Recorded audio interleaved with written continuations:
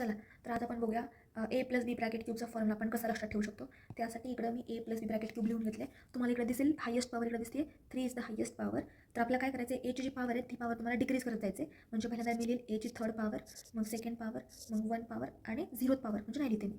आणि तुम्हाला इकडे बीची पॉवर वाढवत जायचे, इन्क्रीज करत जायचे. म्हणजे इकडे 0th पॉवर, इकडे फर्स्ट पॉवर, इकडे सेकंड पॉवर, इकडे थर्ड पॉवर. आणि तुम्हाला क्यूब आहे त्याच्यामुळे तुम्हाला इकडे लिहायचे मधल्या दोन टर्मला 3 ॲड करायचे. आणि आपला फॉर्म्युला प्लससाठी आहे त्याच्यामुळे मी सगळीकडे प्लस ॲड करते. आणि हा झाला आपला ए प्लस बी ब्रॅकेट क्यूबसाठीचा फॉर्म्युला. याच फॉर्म्युला तुम्ही असं वेगळ्या प्रकारे अरेंज करू शकता. ते कसं ते मी तुम्हाला दाखवते. हाच फॉर्म्युला इथं मी पहिल्यांदा ए क्यूब टर्म लिहून घेतली, नंतर बी क्यूब टर्म लिहून घेतली. या दोन टर्ममधून मला काही कॉमन दिसेल ते मी कॉमन काढते. तर मला कॉमन 3 दिसतोय, ए दिसतोय आणि बी दिसतोय. तर या टर्ममधून उरणारे एक्स्ट्रावाला ए आणि या टर्ममधून उरणारे एक्स्ट्रावाला बी. कारण की मी फक्त 3 एक ए आणि एक बीच कॉमन काढलं. आता राहिला ए प्लस बी. तुम्ही याच फॉर्म्युल्याला असं सुद्धा लिहू शकता. आणि जर मला सिमिलरली ए मायनस बी ब्रॅकेट क्यूबचा फॉर्म्युला लिहायचा असेल तर मी सेम करत जाईल. एची थर्ड पॉवर, मग सेकंड पॉवर, मग फर्स्ट पॉवर आणि मग 0th पॉवर.